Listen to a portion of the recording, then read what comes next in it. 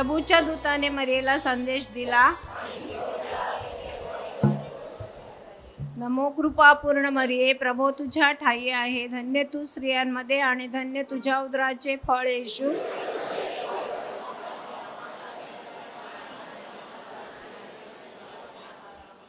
पहा मी प्रभूची दासी आहे. नमो कृपा पूर्ण मरिये, प्रभू तुझ्या ठाई आहे, धन्य तू स्त्रियांमध्ये आणि धन्य तुझ्या उदराचे फळ येशू.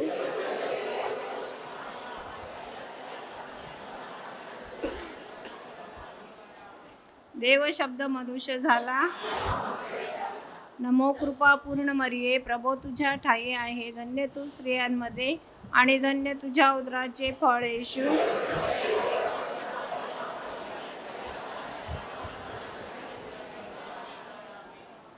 ख्रिस्ताने दिलेल्या वचनास आम्ही पात्र ठरावे म्हणून आपण प्रार्थना करूया. हे प्रभो, आम्ही तुला विनंती करतो की आमच्या अंतःकरणात तुझ्या कृपेचा वर्षाव कर. तुझा पुत्र ख्रिस्त याचे देहधारण आम्हाला दूताच्या संदेशाद्वारे प्रकट करण्यात आले. त्याच्या दुःख सहनाच्या व क्रूसाच्या द्वारे आम्हाला पुनरुत्थानाचे वैभव मिळू दे. ही प्रार्थना आम्ही आमच्या प्रभू ख्रिस्ताद्वारे करतो. आमेन. जुबली वर्ष 2025 साठी प्रार्थना. हे स्वर्गातील पित्या, तुझा पुत्र येशू ख्रिस्त आमचा बंधू याच्या ठाई तू आम्हाला जी श्रद्धा दिली आहेस आणि पवित्र आत्म्याने आमच्या हृदयात जी प्रेम भावाची ज्योत प्रज्वलित केलेली आहे, त्याद्वारे आमच्यामध्ये तुझ्या स्वर्ग राज्याच्या आगमनाची आनंददायी आशा पुन्हा जागृत हो. तुझी कृपा शुभवर्तमानाच्या बीजाची सतत मशागत करणाऱ्यांमध्ये आमचे रूपांतर करो. शुभवर्तमानाची ही बीजे मानवतेचा तसेच नवे आकाश व नवी पृथ्वी यांची खात्रीपूर्वक वाट पाहणाऱ्या सृष्टीचा अंतर्गत कायापालट करो. दुष्ट शक्तीच्या पराभवाने तुझे वैभव अनंतकाळ प्रकाशित हो. या जुबली वर्षाची कृपा आम्हामध्ये आशेचा किरण आणि स्वर्गराज्यातील वैभवाबद्दल तळमळ पुन्हा जागृत करू. त्याच कृपेद्वारे आपल्या तारणाऱ्याचा आनंद व शांती सर्व जगात पसरू. हे नित्यजीवी धन्य परमेश्वरा, सन्मान व गौरव सदा सर्व काळ तुझाच आहे. आमेन.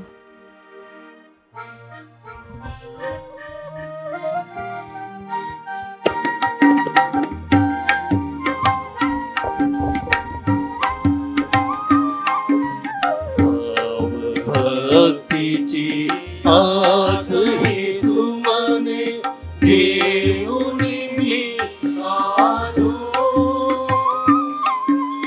तुझी पायी आज प्रभू मी धन्य धन्य झालो. प्रभू मी धन्य धन्य झालो.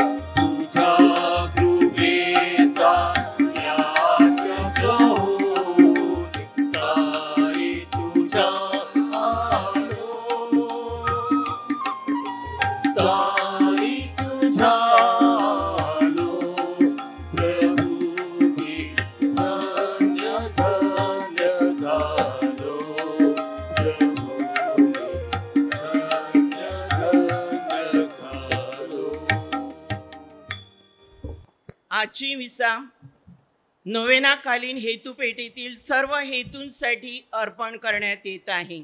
भाविकांनी बसून घ्या. ह्या रम्य सायंकाळी उपस्थित सर्व भाविकांचे हार्दिक स्वागत.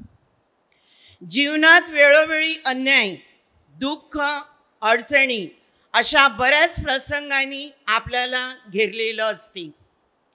परंतु परमेश्वर हा यथार्थ न्याय करता आहे. त्याच्यावर विश्वास ठेवणाऱ्यांचा तो कधीच त्याग करत नाही.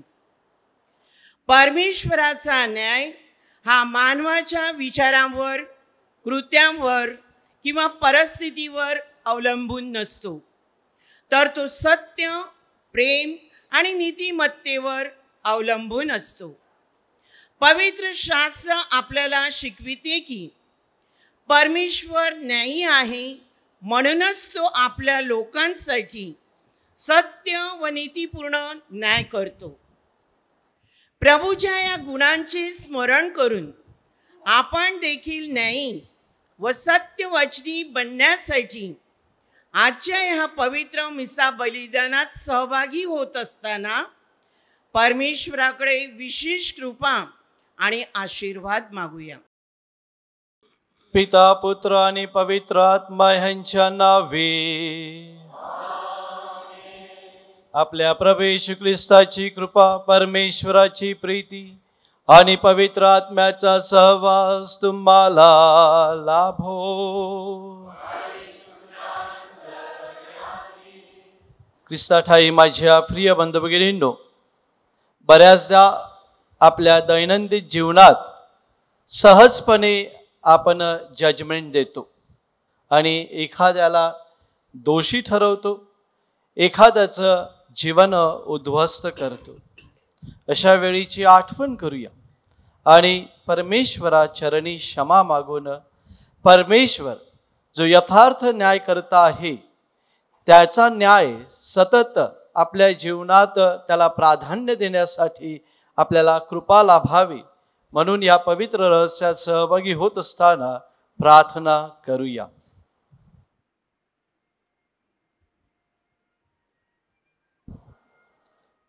सर्वशक्तिमान परमेश्वराजवळ व तुम्हा बंधू भगिनीजवळ मी कबूल करतो की कल्पनाने, शब्दाने, कृत्याने व हिगईने मी फार पापे केली आहेत.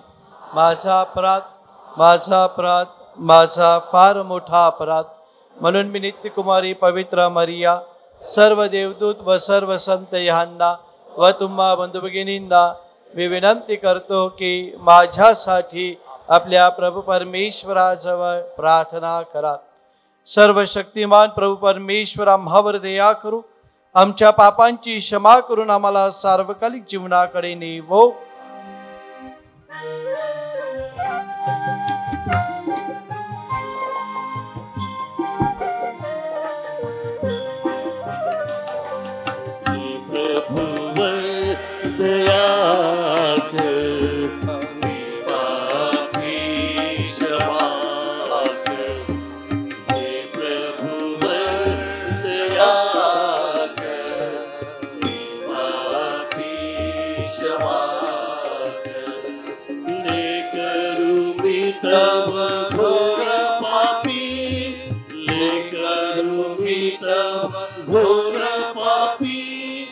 माझ्या पापा तू कर माफी, माझ्या पापा तू कर माफी.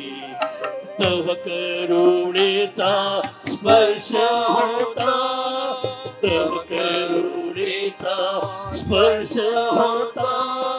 उजळून जाईल जीवन गाथा, उजळून जाईल जीवन गाथा. हे प्रभुवर दया कर, मी पापी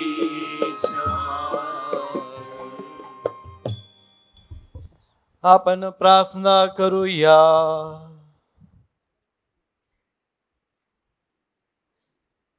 हे प्रभो, आमच्या निर्मात्या व मार्गदर्शका, तुझ्या सेवकांच्या अगदी जवळ राहा आणि तुझे स्तवन करणाऱ्या सर्वांच्या प्रार्थना ऐक. आमच्या पापांची क्षमा कर व आम्हाला पुन्हा जीवन मिळवून दे. तुझ्या प्रेमात आम्हाला कायम ठेव. ही प्रार्थना मी तुझ्या बरोबर पवित्र आत्म्याच्या ऐक्यात सर्व काळ जिवंत राहणारा व राज्य करणारा परमेश्वर तुझा पुत्र आमचा प्रभू येशू ख्रिस्त ह्याच्याद्वारे करतो. पौलाचे रोमकरास पत्र यातून घेतलेले वाचन. नियमशास्त्रा व्यतिरिक्त असे जे देवाचे नीतिमान ते प्रकट झाले आहे, त्याला नियमशास्त्राची आणि संदेष्टांची साक्ष आहे. हे देवाचे नीतिमत्व तर येशू ख्रिस्तावरील विश्वासाच्या द्वारे विश्वास ठेवणाऱ्या सर्वांसाठी आहे. त्यात भेदभाव नाही, कारण सर्वांनी पाप केले आहे आणि ते देवाच्या गौरवाला उणे पडले आहेत. देवाच्या कृपेने ख्रिस्त येशूने खंडणी भरून प्राप्त केलेल्या मुक्तीच्या द्वारे ते देणगी दाखल नीतिमान ठरतात. त्याच्या रक्ताने विश्वासाच्या द्वारे प्रायश्चित होण्यास देवाने त्याला पुढे ठेवले, यासाठी की पूर्वी झालेल्या पापांची देवाच्या सहनशीलतेने उपेक्षा झाल्यामुळे त्याने आपले नीतिमत्व व्यक्त करावे. म्हणजे आपले नीतिमत्व सांप्रतकाळी असे व्यक्त करावे की आपण नीतिमान असावे आणि येशूवर विश्वास ठेवणाऱ्याला नीतिमान ठरविणारे असावे. तर मग फुशारकी मारणे कोठे?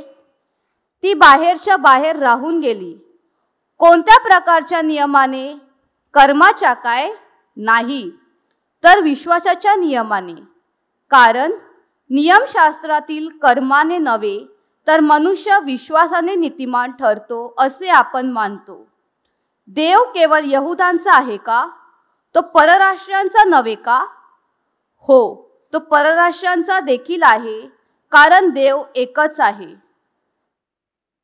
प्रभूचा शब्द. प्रतिसाद स्तोत्र. प्रतिसाद. परमेश्वराच्या ठाई दया आहे. हे परमेश्वरा, मी शोकसागरातून तुझा धावा करत आहे. हे प्रभू, माझी वाणी ऐक. माझ्या विनवणीच्या शब्दांकडे तुझे कान लागोत. परमेश्वराच्या ठाई दया आहे. हे परमेश्वरा, तू अधर्म लक्षात आणशील तर हे प्रभू, तुझ्या पुढे कोण टिकाव धरील? तरी पण लोकांनी तुझे भय धरावे, म्हणून तुझ्या ठाई क्षमा आहे. परमेश्वराच्या ठाई दया आहे. मी परमेश्वराची अपेक्षा करतो. मी त्यांच्या वचनाची आशा धरतो. पहाटेची वाट पाहणाऱ्या पहारेकरांपेक्षा मी प्रभूची अधिक वाट पाहतो. परमेश्वराच्या ठाई दया आहे. शुभवर्तमानासाठी उभे असा.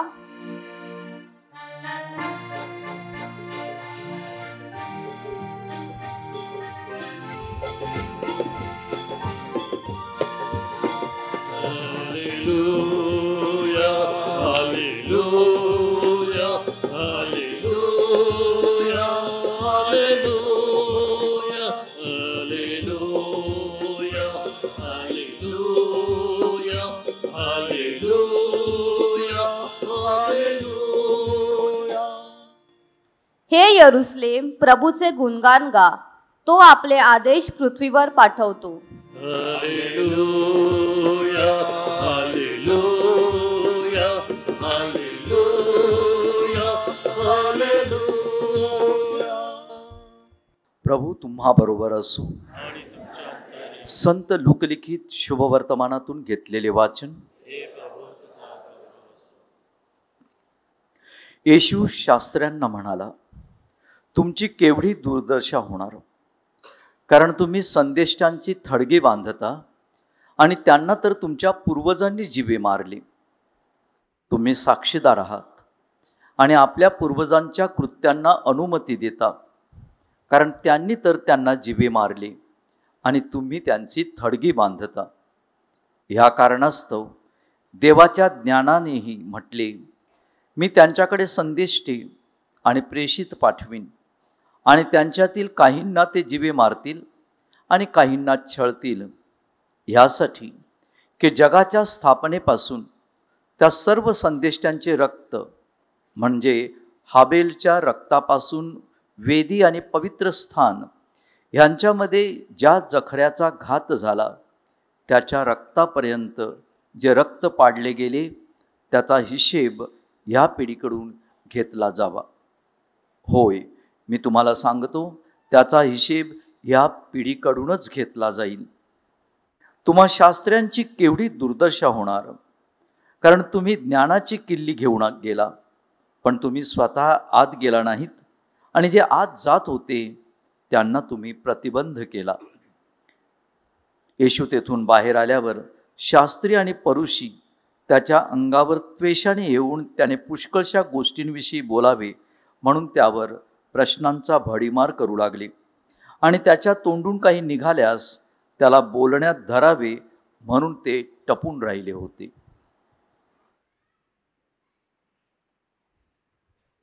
प्रभूचे हे शुभवर्तमान. हे प्रभू येशू ख्रिस्ता, तुझी स्तुती असो.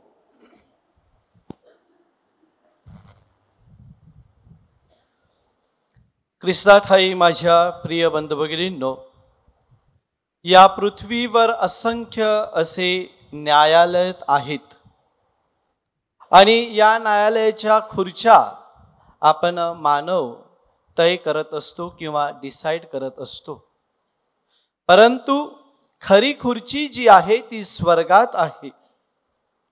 इथे आपण पैशाने वकील विकत घेऊ शकतो, खोटे पुरावे देऊ शकतो आणि पैसे भरून तारखा पुढे ढकलू शकतो, परंतु स्वर्गामध्ये आपल्याला वकील नाही मिळत. स्वर्गामध्ये आपण खोटे पुरावे देऊ शकत नाही आणि स्वर्गामध्ये तारीख पे तारीख असं होत नाही. माझ्या प्रिय बंधू भगिनींनो, देवाचा न्याय हा एका गोष्टीवर अवलंबून आहे आणि तो म्हणजे अखंड सत्य.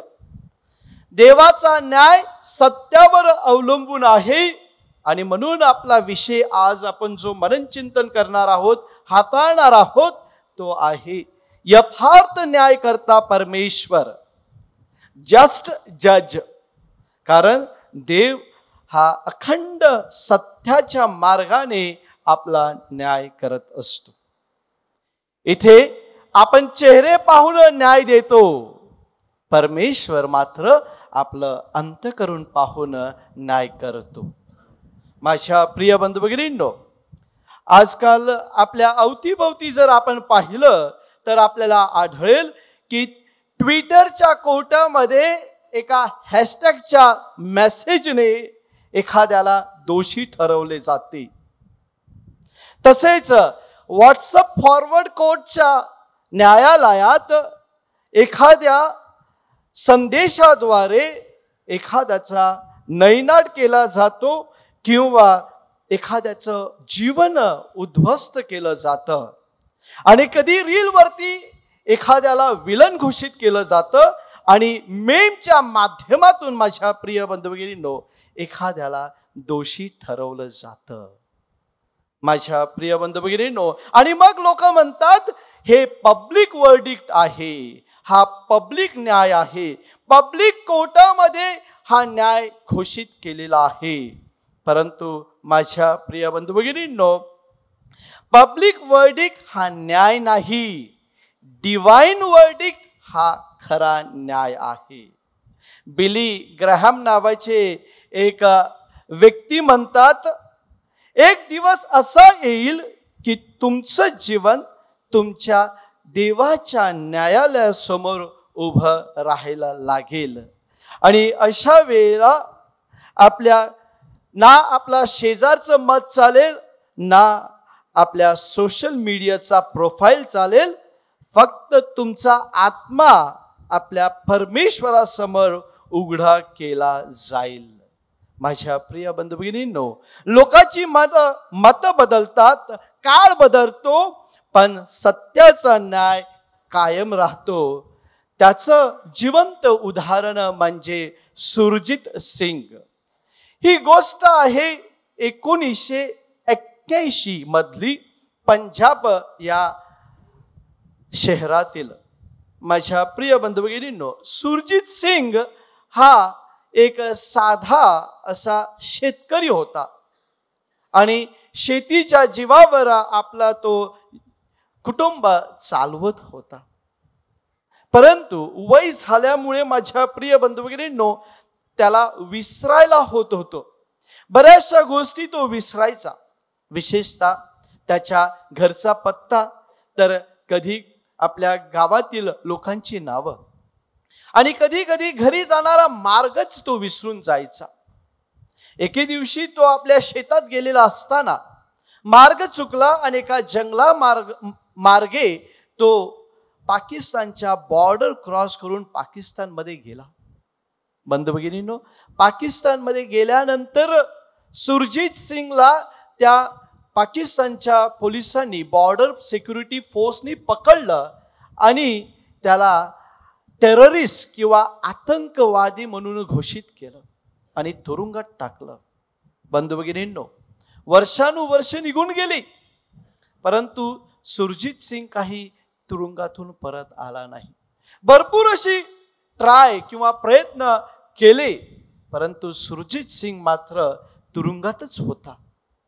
त्याच्या नातेवाईकांनी, त्याच्या गावकऱ्यांनी आणि त्याच्या अवतीभोवती असलेल्या शेजाऱ्यांनी आता आपले दे गेव अप, म्हणजे त्यांनी आशा सोडून दिली की हा काही आता तुरुंगाच्या बाहेर येत नाही, हा काही आपल्या मायदेशी परत येत नाही, हा पाकिस्तानमध्येच याचा शेवट होणार आहे. परंतु एक स्त्री होती माझ्या प्रिय बंधू भगिनींनो, जी आतुरतेने त्याची वाट पाहत होती आणि दररोज देवासमोर प्रार्थना करत होती. माझा नवरा निर्दोष आहे, न्याय देवच देणार आहे आणि एक दिवस माझा नवरा परत येईल. दररोज सकाळी उठल्यानंतर ही प्रार्थना सुरजीत सिंगच्या बायकोची देवाकडे असायची. हे देवा, तुला माहित आहे आणि मला माहित आहे आणि माझ्या नवऱ्याला माहित आहे की तो निर्दोष आहे, आणि मला माहित आहे की तू तुझ्याद्वारे माझ्या नवऱ्याला तू बाहेर आणशील. आणि माझ्या प्रिय बंधुगिनीनो, तसंच घडलं. 30 वर्ष सुरजीत सिंग त्या तुरुंगात राहिला आणि 30 वर्षाने सुरजीत सिंग पुन्हा सुटून परत आला. माझ्या प्रिय बंधू भगिनींनो, देवाच्या न्यायाने त्याची सुटका झालेली होती आणि तो आपल्या मायदेशी परत आलेला होता. आपण सर्वजण फातिमा मातेच्या सणाची तयारी करत आहोत आणि गेले कित्येक दिवस वेगवेगळ्या विषयावर आपण मनन चिंतन करत आलेलो आहोत. माझ्या प्रिय बंधू भगिनींनो, मे 13 ते ऑक्टोबर 13 6 वेळा प्रत्येक 13 तारखेला महिन्याच्या फातिमा माऊलीने फातिमा शहरामध्ये त्या गावात त्या 3 मुलांना दर्शन दिलं. आणि आपण जर त्या दर्शनाचा संदेश पाहिला तर एकच संदेश होता, महत्वाचा संदेश, रोजरीची प्रार्थना करा. म्हणजे प्रार्थना करा आणि जीवनात परिवर्तन घडवून आणा. आज परमेश्वर यथार्थ न्याय करता या विषयावर मनन चिंतन करत असताना मी माझ्या जीवनात कुठे बदल करायला हवा हे फार गरजेचं आहे, याच्यावर मनन चिंतन केलं पाहिजे. माऊली हिने त्या 3 मुलांना प्रत्येक वेळा संदेश देऊन सांगितलं की पश्चाताप करा आणि जीवनामध्ये बदल घडवून आणा. रिपेंटन्स अँड चेंज ऑफ लाईफ, पेनन्स, ह्या गोष्टीवर माऊलीने भर दिलेली आहे. माझ्या प्रिय बंधू भगिनींनो, आज या विषयावर मनन चिंतन करत असताना आपण स्वतःला 4 महत्वाचे प्रश्न विचारूया. पहिला प्रश्न आहे की मी लोकांचे चेहरे पाहून निकाल देतो का, जजमेंट देतो का? माझ्या प्रिय बंधू भगिनींनो, काही दिवसातच आपण आता आपल्या अवतीभोवती पुन्हा एकदा सेलिब्रेशनला सुरुवात करणार आहोत, नाही का? सोहळे चालू होतील, कुमसारं चालू होतील. कुमसारं संपल्यानंतर मला तर वाटतं आपल्या पॅरिशमध्ये कुमसारं जानेवारीत असतात, परंतु आपल्या डायसिसमध्ये आता कुमसारं येतील. कुमसारं संपल्यानंतर लग्न कालावधी चालू होईल आणि मग सेलिब्रेशन किंवा सोहळे म्हटल्यानंतर मेजवान्या आल्याच, आणि मेजवान्या म्हटल्यानंतर तऱ्हेतऱ्हेचे खाण्यापिण्याचे पदार्थ आले.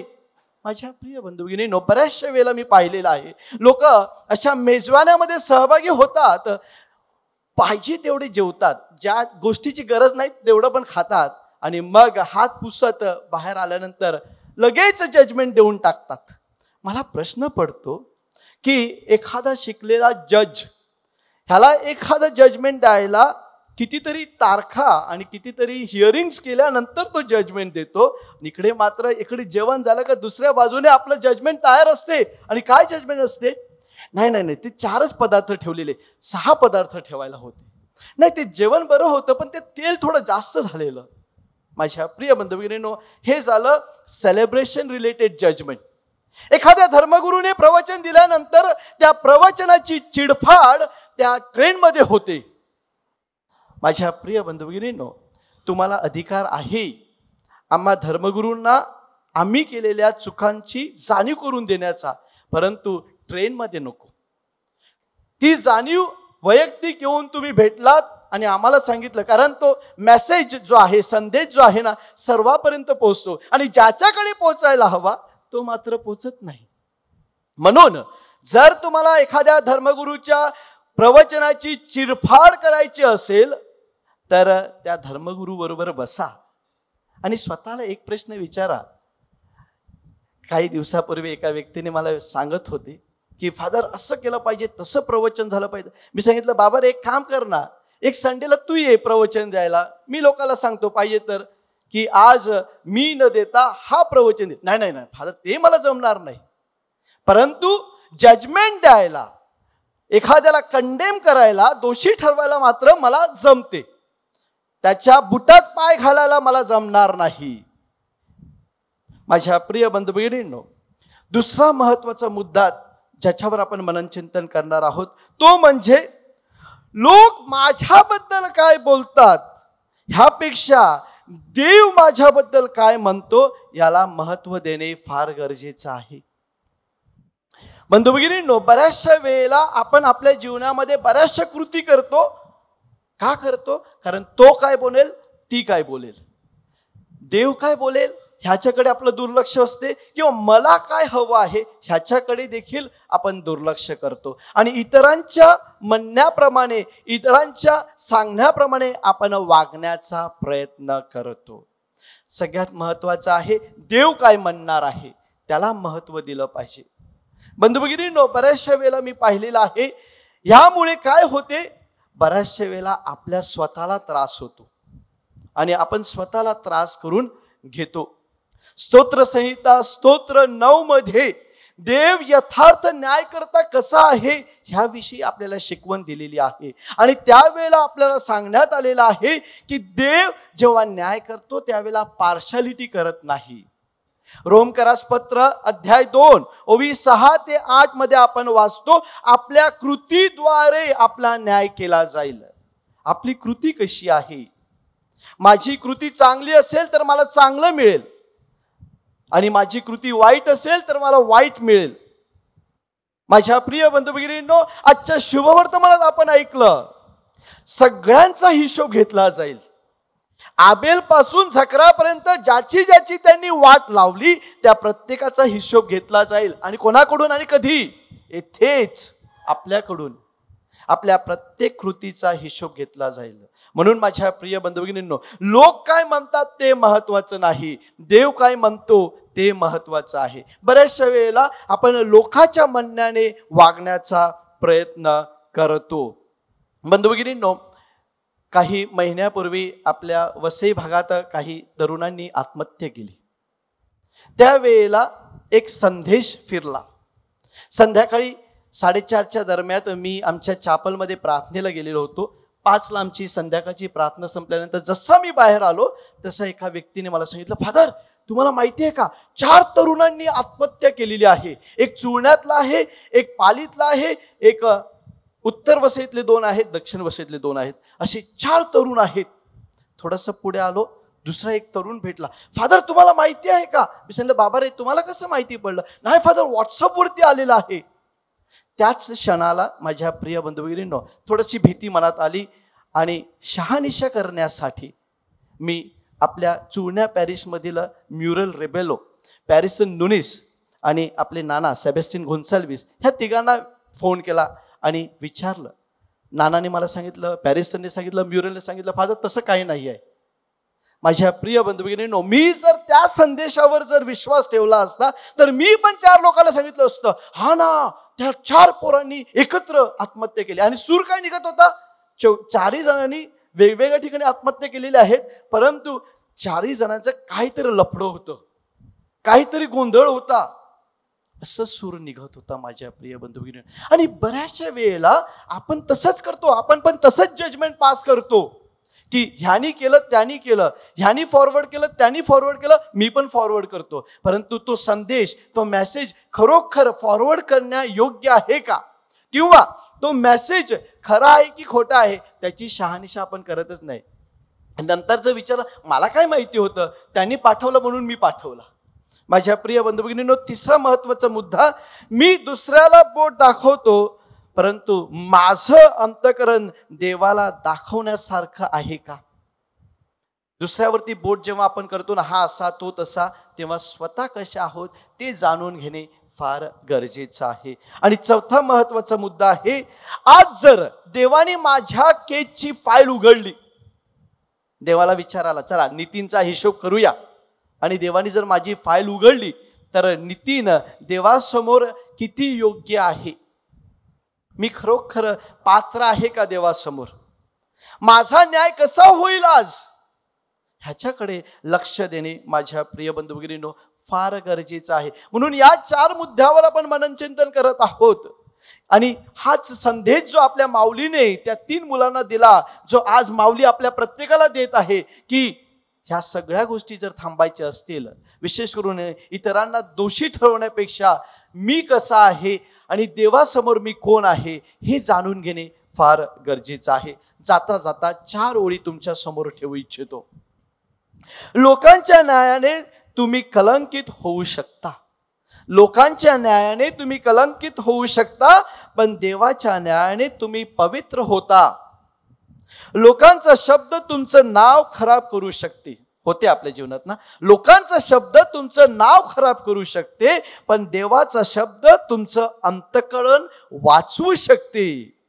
आणि लक्षात ठेवा, शेवटचा शब्द न्यायालयाचा नसतो, शेवटचा शब्द न्यायालयाचा नसतो, तर शेवटचा शब्द हा देवाचा असतो. म्हणून माझ्या प्रिय बंधू भगिनींनो, आपल्या दैनंदिन जीवन जगत असताना दररोजच्या जीवनामध्ये देवाच्या वचनाकडे दुर्लक्ष करू नका.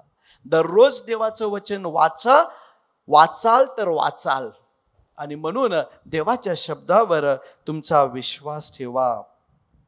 देवाच्या कोर्टात अपील नाही, देवाच्या कोर्टात अपील नाही, जामीन नाही, तारीखी नाही, फक्त काय आहे, शेवटचा हिशोब, शेवटचा निकाल, वन्स अँड फॉर ऑल.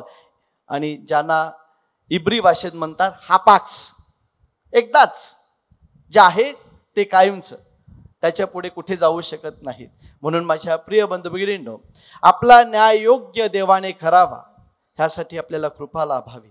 पवित्र मरिया माता, आपली फातिमा माता, हिच्या मध्यस्थीने आपलं तारण व्हावं आणि आपल्या प्रार्थनेने इतरांचं तारण व्हावं, ह्यासाठी आपण विशेष कृपा मागूया. आमेन. आपण सर्वजण उभे राहूया. श्रद्धावंतांच्या प्रार्थना, परमेश्वराच्या उदारतेवर श्रद्धा ठेवून आता आपण आपल्या गरजा व विनंत्या फातिमा मातेच्या मध्यस्थीने परमेश्वराकडे समर्पित करूया. आपलं उत्तर असेल, प्रार्थना में जो कुछ मांगा पूरा करो वरमान.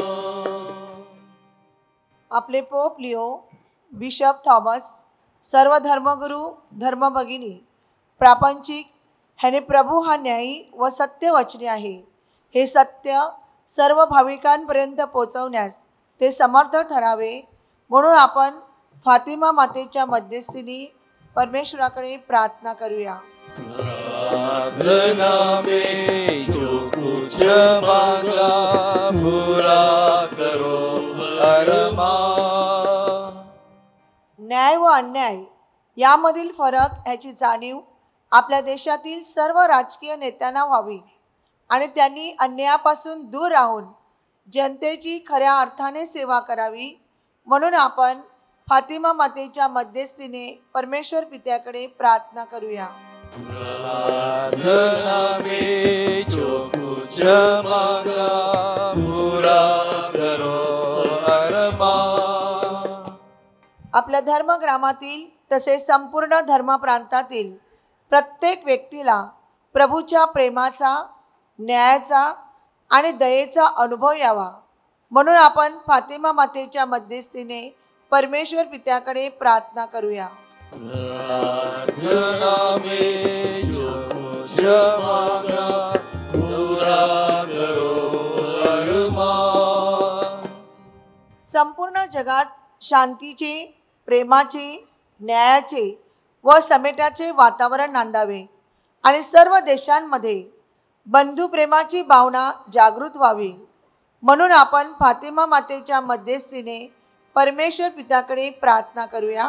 प्रार्थना में जो कुछ मांगा पूरा करो अरमान. थोडा वेळ शांत राहून आपल्या वैयक्तिक, कौटुंबिक व सामुदायिक गरजा फातिमा मातेच्या मध्यस्थीने परमेश्वराच्या चरणाशी मांडूया व खालील गरजांसाठी प्रार्थना करूया. नैसर्गिक आपत्तीपासून सर्वांचे संरक्षण व्हावे, सर्व भाविकांच्या इच्छा आकांक्षा पूर्ण व्हाव्यात, जोडीदाराच्या शोधात असणाऱ्यांसाठी लहान बालकांचे संगोपन ख्रिस्ती श्रद्धेत व परमेश्वराच्या कृपेत व्हावे.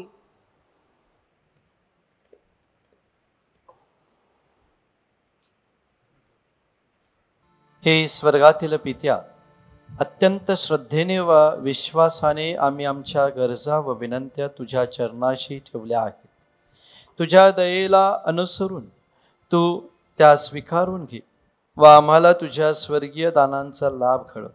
ही प्रार्थना आम्ही आमच्या प्रभू ख्रिस्ताद्वारे करतो.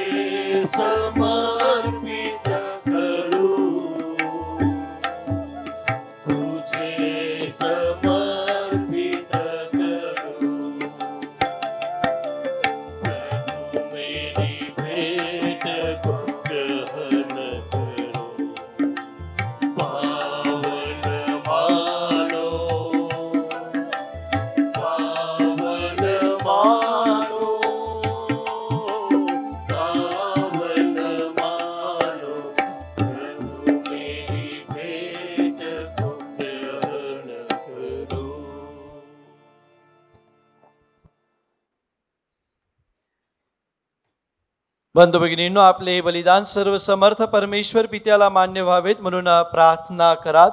प्रभूच्या नावांचे गुणगान व गौरव व्हावे, आमच्या व त्याच्या अखिल पवित्र ख्रिस्त सभेचे कल्याण व्हावे म्हणून तुमच्या हातून अर्पण केलेल्या बलिदानांचा प्रभू स्वीकार करू. हे प्रभू, श्रद्धेने व भक्तीने आम्ही तुला ही दाने व या प्रार्थना अर्पण करीत आहोत. याचा स्वीकार कर. ख्रिस्त बलिदानाच्या कृपा सामर्थ्याने आम्हाला तुझ्या वैभवात सहभागी कर. ही प्रार्थना आम्ही प्रभू येशूच्या नावाने करतो. प्रभू तुम्हा बरोबर असो. तुमची अंतकरणे प्रभूकडे लावा. प्रभू आपला परमेश्वराचे आभार मानूया. हे प्रभो पवित्र पित्या, सर्व समर्थ शाश्वत परमेश्वर, आम्ही तुझे नित्य व सर्वत्र आभार मानावेत हे योग्य व तारणदायक आहे, ते आमचे कर्तव्य आहे. पवित्र कुमारी मरियेच्या सामर्थ्याने हा उत्सव साजरा करत असताना तिचे आभार गीत आम्ही मोठ्या आनंदाने प्रतिध्वनित करतो, कारण सर्व जग तुझ्या अद्भुत कृत्यांनी भरले आहे. तुझ्या प्रीतीचा अनुभव सर्व पिढ्यांना आला आहे. तुझी दीनदासी मरिया हिच्यावर तुझी कृपादृष्टी वळाली आणि तू तिला आमचा तारण करता तुझा पुत्र प्रभू येशू ख्रिस्त ह्याची माता होण्यासाठी निवडलीस. त्याच्याद्वारे स्वर्गातील दरबारातील दूत तुझी आराधना करतात. तुझ्या सानिध्यात ते सदा सर्वदा आनंदाचा अनुभव घेतात. त्यांच्या गोड सुरात आमचे मधुर सूर मिसळून आम्ही तुझे स्तुतिगान गातो.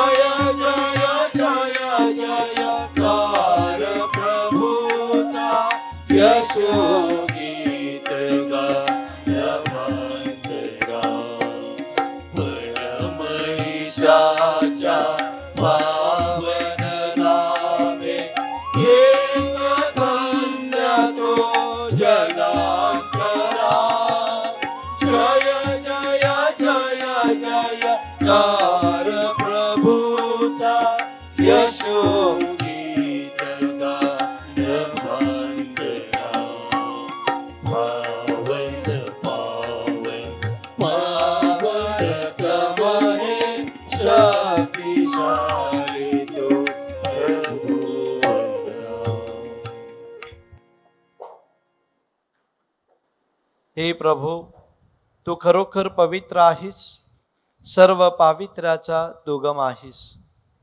ही दाने आमच्यासाठी आमच्या प्रभू येशू ख्रिस्ताचे शरीर आणि रक्त व्हावीत म्हणून तू त्यांच्यावर दववर्षावाप्रमाणे तुझा पवित्र आत्मा पाठव.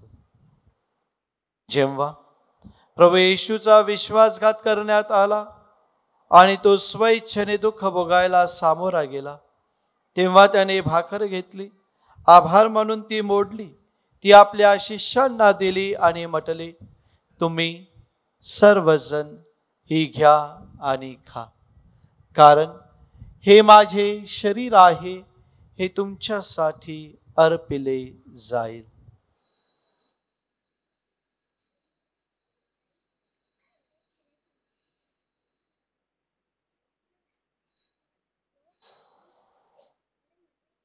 त्याचप्रमाणे भोजन झाल्यानंतर प्रभू येशूने प्याला घेतला, पुन्हा तुझे आभार मानले, तो प्याला आपल्या शिष्यांना दिला आणि म्हटले, तुम्ही सर्वजण हा घ्या व यामधून प्या, कारण हा माझ्या रक्ताचा प्याला आहे, हे नव्या व शाश्वत कराराचे रक्त आहे, हे तुमच्या आणि पुष्कळांच्या पाप क्षमेसाठी ओतले जाईल. हे माझ्या आठवणीसाठी करा.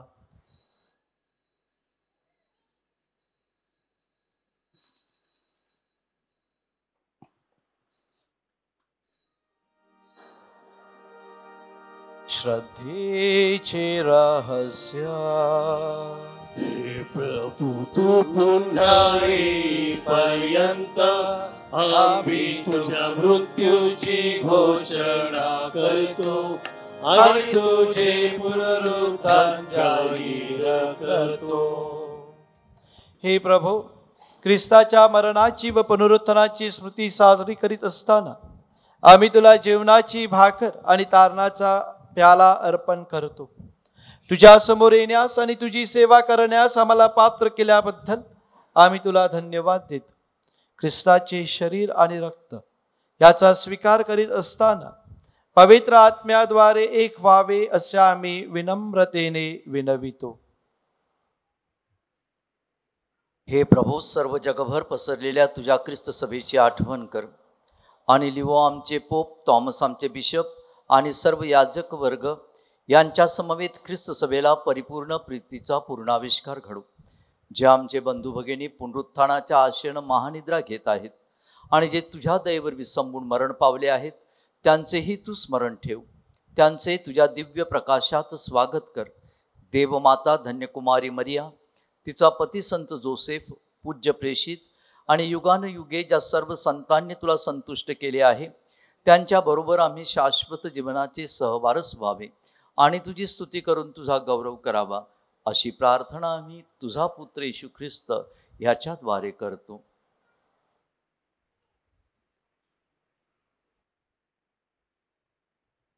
ख्रिस्ताद्वारे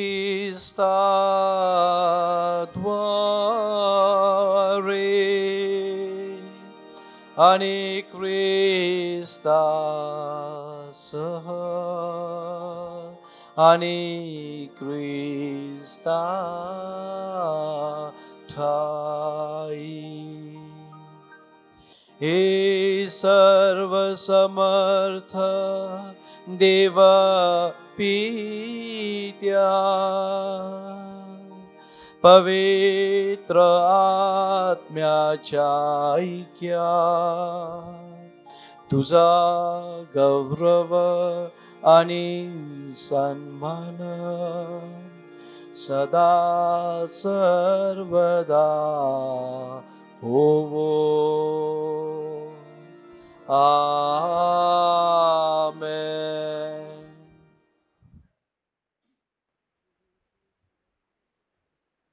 तारणाऱ्याची आज्ञा आणि त्याची ईश्वरी शिकवण ह्याने प्रेरित होऊन आम्ही धैर्यपूर्वक म्हणतो.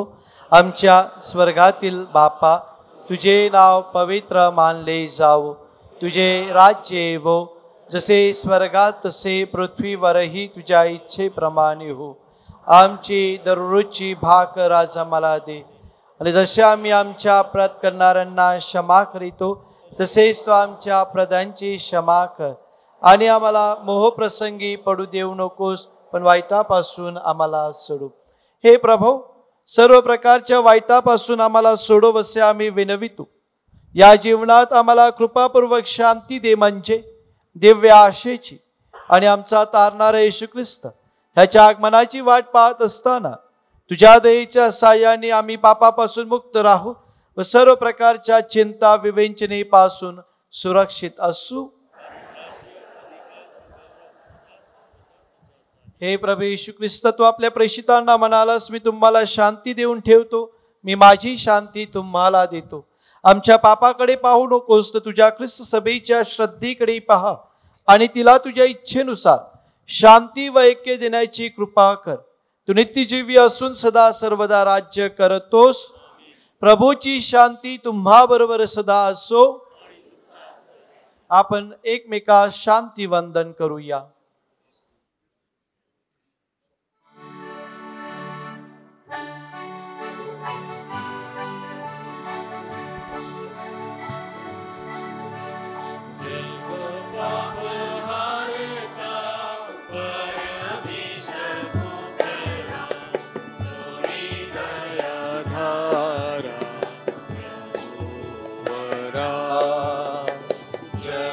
पाप हारता परमेश पोखरा सोडी दया धारा प्रभुवरा.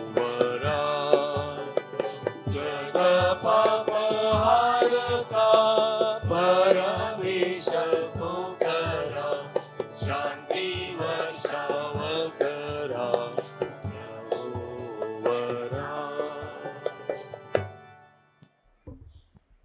हे पहा परमेश्वराचे कोकरू, जगाची पापे दूर करणारे हे परमेश्वराचे कोकरू पहा. ह्याच्या भोजनात बोलावण्यात आलेले धन्य. हे प्रभो, तू माझ्या छताखाली यावेस इतकी माझी योग्यता नाही, परंतु एक शब्द मात्र बोल की माझा आत्मा बरा होईल.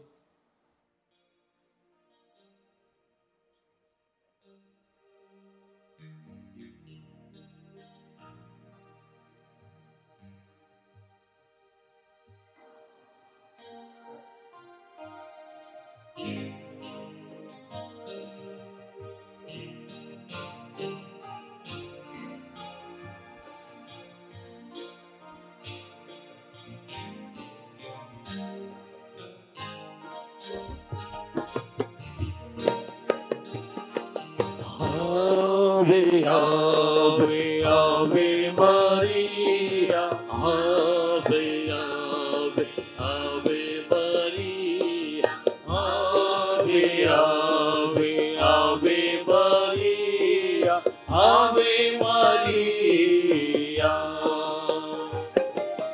Ave, Ave, Ave Maria, Ave, Ave, Ave Maria, Ave, Ave, Ave Maria, Ave Maria.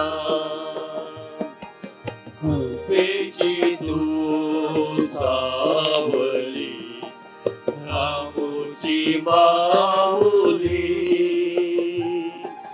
पाप्यास तू पावली, मैया माऊली.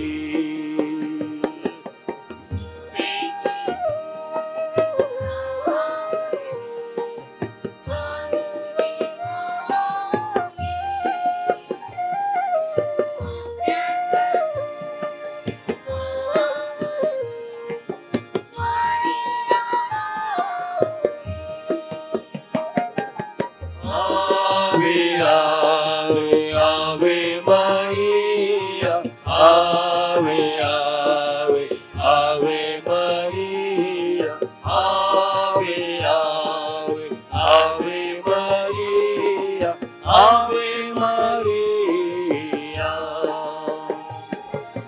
Ave, Ave, Ave Maria, Ave, Ave, Ave Maria, Ave, Ave, Ave Maria, Ave Maria.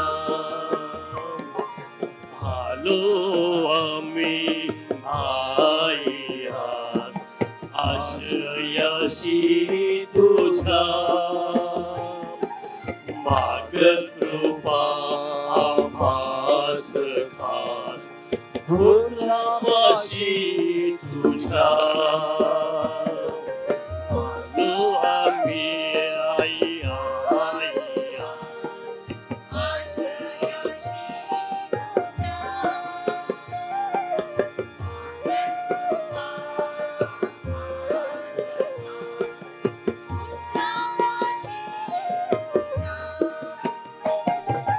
Ave, Ave, Ave Maria, Ave, Ave, Ave Maria, Ave, Ave, Ave Maria, Ave Maria,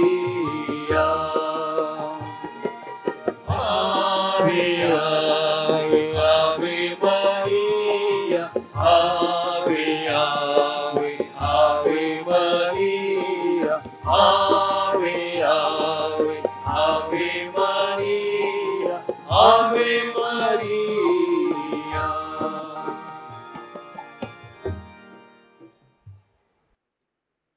आपण प्रार्थना करूया. हे सर्वसमर्थ परमेश्वरा, तुझ्या वैभवासमोर आम्ही नतमस्तक होतो. तुझ्या पुत्राचे शरीर व रक्त त्याच्या ईश्वरी जीवनात आम्हाला सहभागी करते. तो परमेश्वर असून सर्व काळ जिवंत राहतो व राज्य करतो. प्रभू तुम्हा बरोबर असो.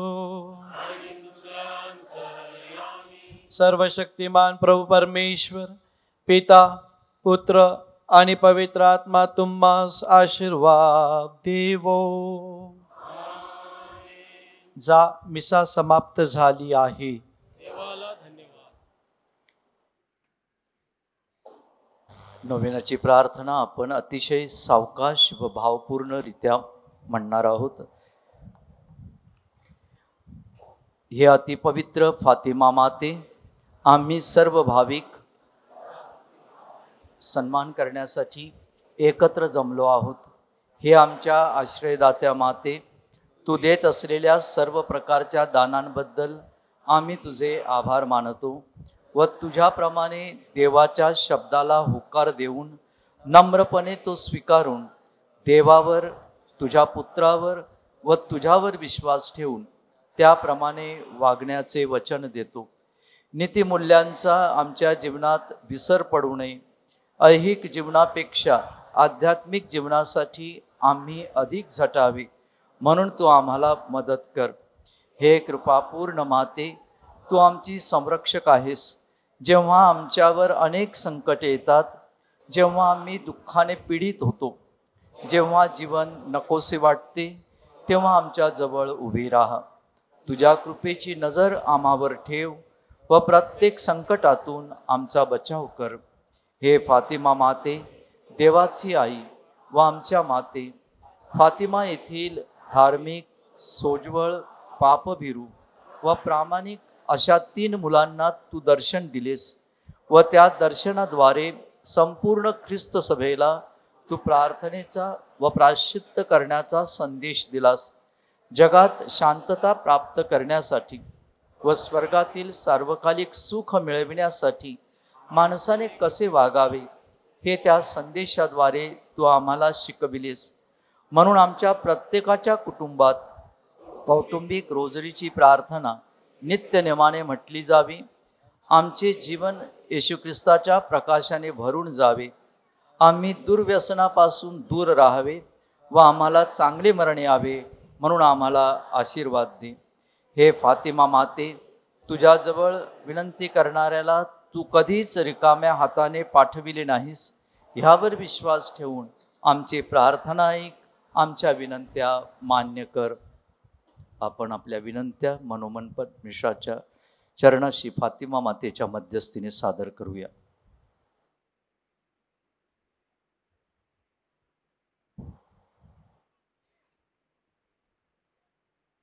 आमचे स्वर्गातील बापा, तुझे नाव पवित्र मानले जावो, तुझे राज्य येवो, जसे स्वर्गात तसे पृथ्वीवर तुझ्या इच्छेप्रमाणे होवो. आमची दररोजची भाकर आणि जसे आम्ही आमच्या अपराधांना क्षमा करतो तसेच तू आमच्या अपराधांची क्षमा कर आणि आम्हाला मोहप्रसंगी पडू देऊ नकोस, पण वाईटापासून तू आम्हाला सोड. नमो मरिया कृपा पूरतु आम्हाला नारी प्रभुचे सुंदर धाम. पावन मरिये देव माता हो, आम्हा सर्वविनव आता आणि मृत्यू समयी. हे फातिमा माते, आम्हासाठी विनंती कर. कृपया बसा.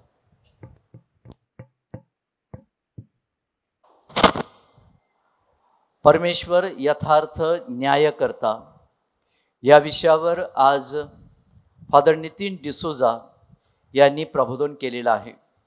वास्तविक त्यांनी सांगितलेलंच आहे की परमेश्वर न्याय करत नाही. परमेश्वर न्याय करत नाही हे पवित्र शास्त्रातील उल्लेखाद्वारे मी आपल्यासमोर निश्चितप्रमाणे प्रूव्ह करू शकतो किंवा सिद्ध करू शकतो. स्तोत्रकार म्हणतो की हे परमेश्वरा, जर तू माझे अपराध ध्यानात धरशील तर तुझ्या पुढे कोण टिकाव धरील. आपल्या सर्वांचा टिकाव आतापर्यंत लागलेला आहे, म्हणजे परमेश्वर न्याय करत नाही हे सिद्ध होते. प्रिय बंधू भगिनींनो, फादर नितीन डिसोजा यांचा न्याय मी करणार नाही, कारण त्यांनी आजच्या विषयाला निश्चितच यथार्थ न्याय दिला आहे. परंतु आज आपल्यासाठी प्रबोधन आहे आणि ते हे की परमेश्वर म्हणतो, मी तुमचा न्याय करत नाही, तुम्हीही कुणाचा न्याय करू नका. आपण कशा प्रकारे किती वेळा आणि कोणत्या प्रसंगात वेगवेगळ्या लोकांचा न्याय करतो ते त्यांनी सोदाहरण आपल्यासमोर उलगडून दाखवलेलं आहे. फादर नितीन सध्या संत जोसेफ चर्च उमराळा येथे प्रमुख धर्मगुरू आहेत. यापूर्वी त्यांनी मुंबईत आणि परिसरात कॉलेजमध्ये प्रिन्सिपल म्हणून, प्राध्यापक म्हणून आणि त्याचप्रमाणे मुख्याध्यापक म्हणून विविध ठिकाणी कामं केलेली आहेत. ते स्वतः उच्च विद्याविभूषित आहेत, MBA आहेत आणि तरी अतिशय सामान्य जीवन जगत आहेत आणि संत फ्रान्सिसचा आदर्श त्यांच्यासमोर आहे. माझे पॅरिश प्रिस्ट आहेत म्हणून नाही म्हणत, परंतु ते तसेच आहेत. तर आपण जोरदार टाळ्या वाजवून फादर नितीन यांचं अभिनंदन करूया. Thank you father.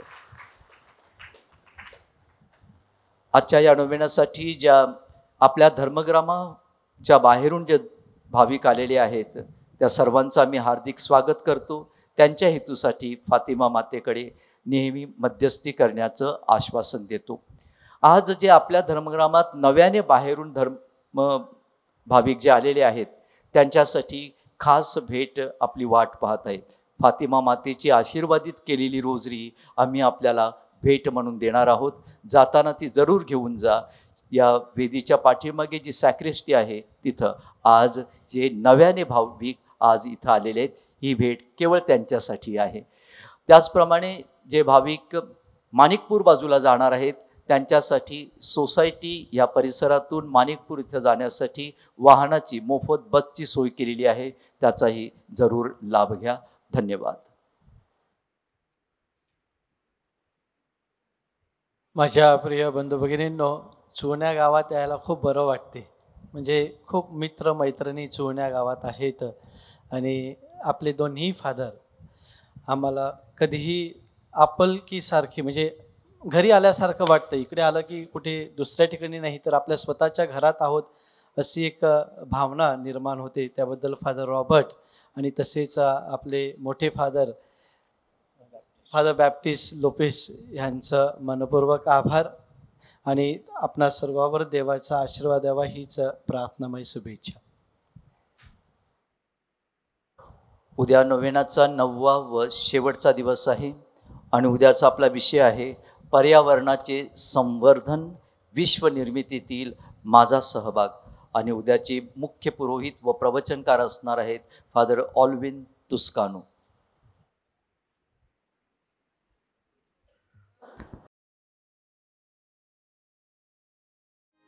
शाश्वत जीवन मृतास दे, प्रभु तिला चिर प्रकाश दे. शाश्वत जीवन मृतास दे, प्रभु तिला चिर प्रकाश दे.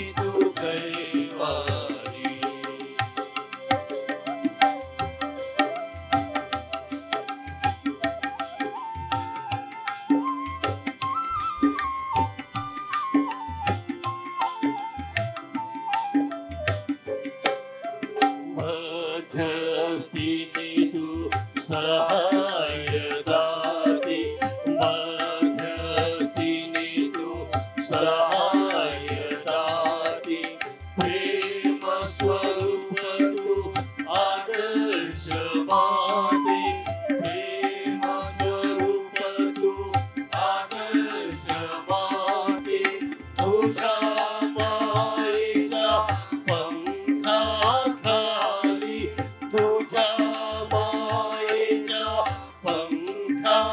खाली आश्रय दिया आई आश्रय दिया देव माते मैया माते प्रभुची तू कैवारी आई प्रभुची तू कैवारी